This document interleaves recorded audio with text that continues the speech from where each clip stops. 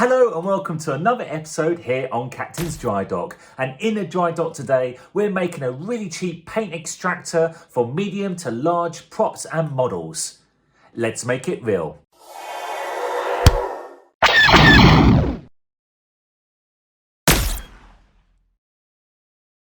So when I say make, I mean actually adapt an inline fan like this. Now this is a basic but powerful inline fan I got from eBay. However, there's no frills. I mean, there's not even a button to turn it on and off. You have to plug it in to turn it on and off. There's no like casing to protect your fingers from these blades. And trust me, they're very, very dangerous because they spin really, really fast.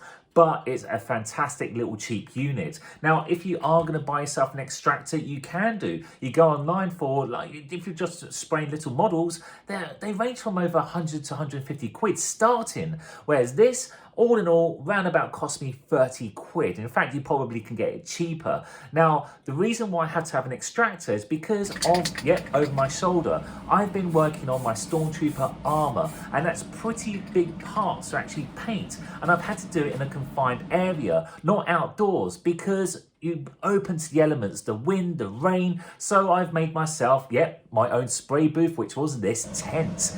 But doing that is kind of dangerous because those particles are up in the air. So I had to make an extractor unit for indoors to suck all those particles out. And to illustrate this, I did a test of using black paint. So here we go. Yes, this was originally that color. So this is a filter I used, and this is just wadding, and that sucked all the particles from in the air in that confined area and sucked it through and kept it into this. So this illustrates how important it is to have an extractor unit. Even if you're wearing a vapor mask like I do, you don't want all those particles just milling around in the air because then they'll just rest on your lovely paint scheme. So that's the other reason why to have an extractor, if not for safety, but also the finish of your item.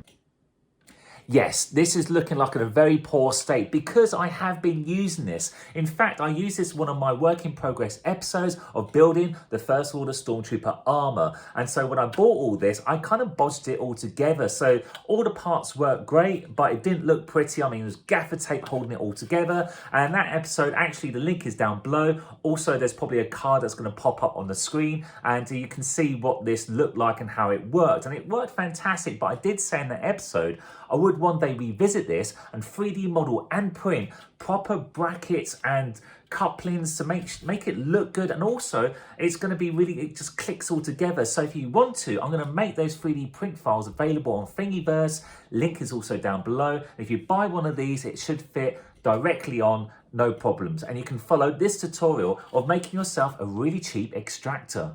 Let's start with the inline fan. Yes, this stuff is all the gaffer tape and duct tape that I ripped off from my bodge before, and now we're going to make this a lot prettier and a lot more functional. Now, when you get an inline fan like this, you have to work out the direction of where it sucks and blows. So from experience, I've had this on before. It gets the air gets sucked in through this side and then blown out from that side. And the issue I had with this side is this fan was way too close to the lip, which meant that ducting, so this is ducting, was getting torn up by the fan. So this ducting is actually from a tumble dryer. So I got this on eBay. I didn't actually get that from my own tumble dryer. An important reason why I needed this ducting is so I can extract the air away from the area I'm spraying, and so I can direct it anywhere I wanted to. So that was a really good reason why I needed it. However, I need to actually be able to fix it onto this without, number one, damaging the ducting, and also I want to be able to take it off and actually for storage purposes. So that's when I made some couplings. So this is a two-part coupling system. So here it goes like that. So this part goes onto the inline fan, and all of it has got really tight tolerances. There's no glue required. That slots directly on like so. There you go. And this shiny bit here is actually electrical tape because I wanted a nice seal as well. So I didn't want any air just coming out from the join with this. Now this is the thing that actually has the ducting on it. Now, this is made to measure exactly 6 inches, which is this ducting. So 6 inches in diameter. And again, the link is down below. And all I do is slot that directly over that coupling. No glue required, no fastenings, and that's it. There we go. Now that's separate from this part, which means now whenever I take it out from its bag or wherever I stored it, I can just slot it in, lock. There we go, and I can just take it apart like that. Simples. So we've sorted out this side where the air gets extracted with particles that get extracted from the cubicle. Now we have to address the other side. So let me just remove this, see how quick that is, and turn it round. So this is where the paint needs to be captured on this side.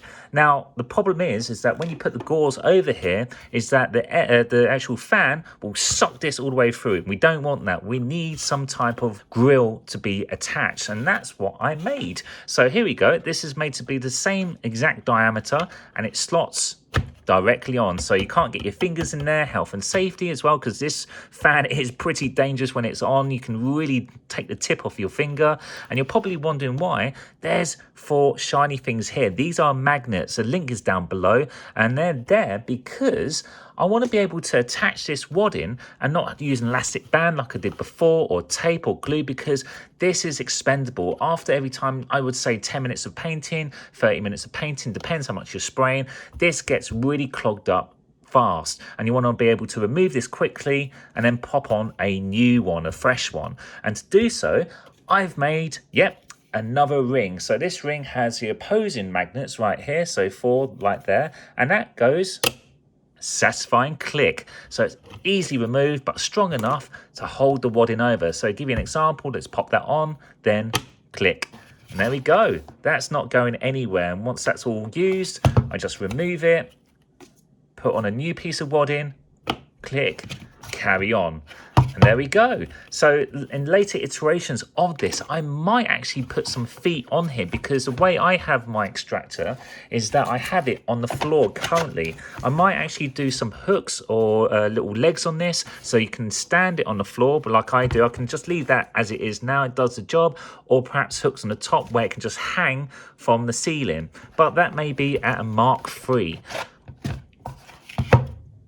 The next thing I need to address is the fact there's no switch to turn it on and off. In fact, on, off. That is it. It's me taking out the plug and put it back in again. So what I need to do is install a switch, would be ideal. And so I got myself an inline switch. Yep, you'll probably recognize this from lamps. And in fact, if you've got a piece of electrical equipment that you're throwing away and it's got this, cut it off and just reuse it. Now, I bought this one off of eBay, £2, really cheap. And now I just need to install it onto here. It's pretty simple. I need to work out exactly where on the wire I'm going to put it. And I'm going to put it near to the plug, because I'm going to have this on the other side of the spray booth or room, and I don't want to have to go all the way, reach over and switch this on or off. I want the switch near me, so I'm probably going to put it around about here. It's very simple. If I just open it up, there's the screws, so you put your positive and negative on one side of the wire there, and then a positive and negative on the other side of the wire. It's very simple. If you know how to wire a plug, you could wire this up very, very easily. Close it all up, and then on and off, you got yourself a nice remote switch. And just to illustrate the point, if I just look at this here, all wired up, there we have it. It's the live, neutral, neutral. And making sure that these are really, really tight, that these leads won't come apart, because this is the plug end and you don't want this live coming out and then electrocuting you. But as you can see, it's very, very simple. Put the housing on top, I'll screw it back up, and then we see it working.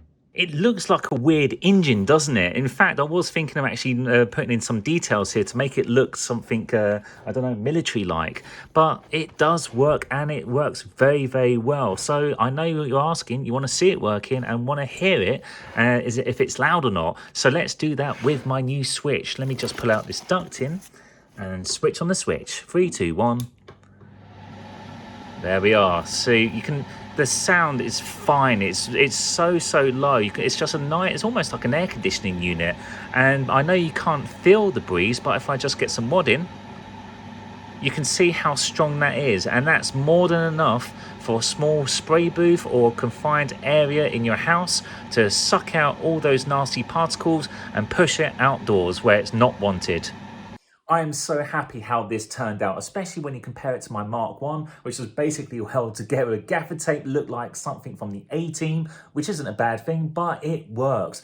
Also, this actually looks good. In fact, I'm thinking of even making a Mark III where the 3D print files will make it look like a US jet engine, something exotic like that. Make it look really cool as well. And also, if you do want to make yourself an extractor unit based on this inline fan that I bought off eBay, I've included the links down below. That will take you to a 3D file resource website called Thingiverse. There's so many cool files there where you can download them for free and print off your own objects. And you can make one of these if you want. Now, if you enjoyed this episode and you want to see other tutorials here, also the projects I'm working on, such as the Stormtrooper armor, click on the subscribe button down below. There's another button somewhere floating on this screen, and that will notify you of the latest episodes coming up here on this channel. Until the next episode, this is Captain's Dry Dock. My name's John Child. This is a really cheap extractor, and I'll see you on the next episode. You stay safe.